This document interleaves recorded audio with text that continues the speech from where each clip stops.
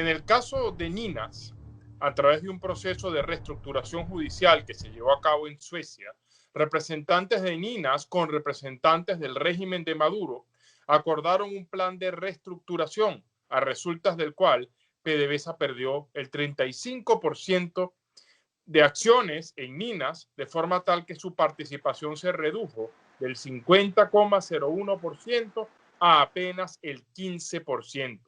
Este 35% que perdió PDVSA está en manos de una fundación privada en Suecia, de la cual no se conoce ningún tipo de detalles.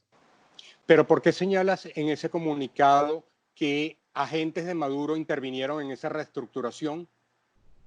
Porque de acuerdo con la limitada información que tenemos de Ninas, que es la empresa que se sometió o se acogió a un proceso de reestructuración, ellos terminaron conversando este plan con representantes del régimen de Nicolás Maduro. Las autoridades nombradas por la Asamblea Nacional, tanto en lo que es la Junta de Administración ad hoc o en su caso como procurador especial, no tenían que hacer valer ante las autoridades suecas que ustedes eran los representantes y por tanto accionistas de esa empresa. En efecto, así se hizo. Y no solo con las autoridades en Suecia, directamente ante Ninas, con el inversionista privado de Ninas, que es Nestlé, el otro socio de PDVSA, y también con el Departamento del Tesoro, porque recordemos que todo este problema comenzó cuando el Departamento del Tesoro limitó las operaciones de Ninas en relación con Venezuela. Esta reestructuración, ¿por qué usted señala que debe asumirse como una bancarrota de Ninas? En octubre del año pasado, el Departamento del Tesoro permitió a Ninas, como filial que era de PDVSA en ese entonces, mantener operaciones, pero le prohibió comprar crudo venezolano. Y Ninas depende del crudo venezolano para llevar a cabo su actividad de refinación. Tras algunas semanas intentando buscar alguna alternativa, Ninas se acogió a un proceso de bancarrota en Suecia, alegando que la prohibición de comprar crudo venezolano le imposibilitaba continuar la operación. Y fue precisamente por eso que Ninas planteó como salida reducir la participación de PDVSA de forma tal que Ninas ya no fuese considerada filial de PDVSA. ¿No faltó como más acción por parte de las autoridades nombradas por el Parlamento venezolano ante el gobierno sueco, así como se hizo, por ejemplo, ante el gobierno de los Estados Unidos? Todas las gestiones legales y diplomáticas fueron realizadas e incluso aproximadamente en noviembre del año pasado se envió una comunicación al Departamento del Tesoro en las cuales se advertían de las dudas legales y de transparencia que se tenían en relación con esta operación, porque es importante señalar que el crudo que refina Ninas lo produce una empresa mixta que se llama Petro Zamora, cuyo socio minoritario aparentemente relacionado con Gazprom Bank, sin embargo, ha estado involucrado en diversas denuncias con personajes como, por ejemplo, Francisco Convit, que aparece o luce tener algún tipo de relación con esa empresa mixta. De todo esto Estamos hablando de los bolichicos. De los bolichicos, sí, de todo esto se informó a el Departamento del Tesoro, se informó a Ninas, pero de nuevo, este fue un proceso de quiebra que llevó Ninas directamente ante las autoridades judiciales de Suecia. Es decir, que no es como contradictorio que el Departamento del Tesoro, que hasta ahora todo el tiempo ha protegido a los activos de Venezuela, ahorita emite esta licencia y permite esta transacción. Precisamente ya el embajador de Venezuela en Estados Unidos, Carlos Vecchio, al igual que el presidente de la Junta ad hoc de PDVSA, está efectuando las gestiones del caso para entender qué fue lo que pasó con el Departamento del Tesoro, pero a todo evento, la oficina del Procurador Especial, en coordinación con la Junta Administradora ad hoc de PDVSA, cumplió con el deber de alertar de todo esto, tanto al Departamento del Tesoro como a Ninas. ¿No se pudo haber ejercido alguna acción legal, como algún tipo de demanda, así como se hizo con los bonos de PDVSA 2020 ante ese tribunal en Suecia? Se está estudiando actualmente la defensa de los legítimos derechos de PDVSA frente a este plan. Antes de que el plan fuese autorizado, no había nada que hacer. Ahora que sabemos que el plan se autorizó, se están estudiando los mecanismos de defensa para proteger el patrimonio de PDVSA. Quiere decir que todavía podría revertirse esa reestructuración. Quiere decir que todavía hay juego por delante, así es. Cabe pensar que hay una intervención, hubo un lobby por parte de los representantes de Petrozamora, por parte de los bolichicos. No lo sé.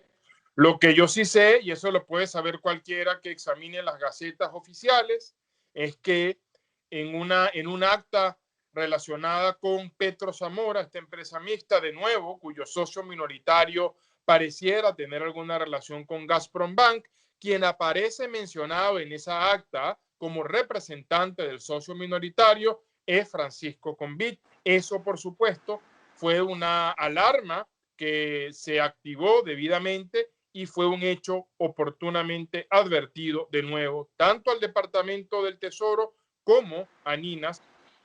Con esto que ocurrió con Ninas, ¿no ponen alerta los activos, otros activos que tiene el Estado venezolano? Por ejemplo, el caso de Citgo, por todo el tema del reclamo del bono PDVSA 2020, tomando en cuenta que está pendiente una decisión judicial. Sin duda, por eso yo explicaba que todo este plan de reestructuración así llamada que anunció el régimen de Nicolás Maduro, que no es otra cosa que una privatización de facto, un desfalco de bienes de interés público, del cual, por cierto, la pérdida patrimonial de Ninas parece ser el capítulo más reciente. Todo este desfalco empezó cuando en octubre de 2016 el régimen de Nicolás Maduro decidió ceder el 50,1% de Citgo en garantía a favor de inversionistas extranjeros, una operación total y absolutamente inconstitucional. En el caso de los bonos PDVSA 2020, no hay el mismo riesgo porque hay analistas que señalan que se está poniendo a una juez de Estados Unidos a tener que emitir una sentencia sobre criterios jurídicos venezolanos. Las Cortes de Nueva York son las que en la práctica resuelven la mayoría de los litigios relacionados con deuda pública. Y un principio generalmente aceptado en litigios de deuda pública es que la capacidad del ente emisor se rige por el derecho del ente emisor. Es decir, que, digamos, el criterio de que esos bonos fueron ilegales porque no fue una operación que no pasó por la aprobación de la Asamblea Nacional, es un criterio jurídico fuerte dentro del régimen de justicia de los Estados Unidos. Sin duda, de acuerdo con la jurisprudencia de las Cortes Americanas y la doctrina, aun cuando el contrato de deuda se rija por el derecho de Nueva York, la capacidad del ente emisor se rige por el derecho de su nacionalidad. Por lo tanto, y por cierto, esto en deuda pública, pero deuda privada también. Por lo tanto, si PDVSA emite una deuda, aun cuando la deuda se rija por el derecho de Nueva York, la capacidad de PDVSA de contratar se rige por el derecho venezolano. Y de acuerdo con el derecho venezolano, PDVSA no podía ceder Citgo como garantía, tal y como oportunamente lo advirtió la Asamblea Nacional en acuerdo de 27 de septiembre de 2016. Entendemos que ese proceso judicial de los bonos PDVSA 2020 se ha tenido que retrasar por toda la dinámica de la pandemia del coronavirus. En efecto, sin embargo, ya pareciera que la etapa final está a la vista. Es la audiencia que está pautada para mediados de julio y luego de eso lo que cabría es esperar la sentencia de la Corte de Nueva York. ¿Qué lapso estaríamos hablando después del mes de julio? Difícil estimarlo por el efecto de la pandemia. En términos generales, uno pudiera estimar una decisión, por decirle, en un lapso de 3 meses promedio, pero habrá que esperar cuál es el retraso que la pandemia ha ocasionado en las decisiones de la Corte. Eso eventualmente pudiese llevar a un lapso mayor. El elemento más fuerte probatorio que ustedes estarían llevando sería esa ilegalidad que se argumenta al no haber sido aprobada por la Asamblea Nacional.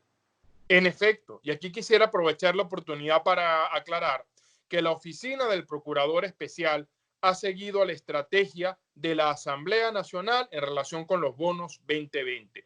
Fue la Asamblea Nacional la que antes de que ese bono se emitiera declaró que se trataba de una operación inconstitucional e inconveniente para la protección del patrimonio público en acuerdo del 27 de septiembre de 2016. fue la Asamblea Nacional la que ratificó la invalidez de los bonos e instruyó a PDVSA a ejercer todas las acciones legales del caso en acuerdo del 15 de octubre del año 2019. Este proceso judicial deja cerrada toda posibilidad de negociación con los tenedores del bono PDVSA 2020. Todo lo contrario, el juicio ha creado nuevas oportunidades para llegar a un acuerdo, en este caso extrajudicial, a fin de resolver la controversia. ¿Puede haber un acuerdo antes de que se emita la sentencia con los Puede tenedores? haber un acuerdo antes que se emita la sentencia, puede haber un acuerdo después que se emita la sentencia, las negociaciones siguen, lamentablemente hay acuerdos de confidencialidad que impiden dar detalles. Esta es una tarea que diligentemente ha venido llevando la Junta Administradora ad hoc de PDVSA, pero en cualquier momento puede llegarse a un acuerdo. ¿Todavía sigue sosteniendo que Citgo se puede preservar para el Estado venezolano?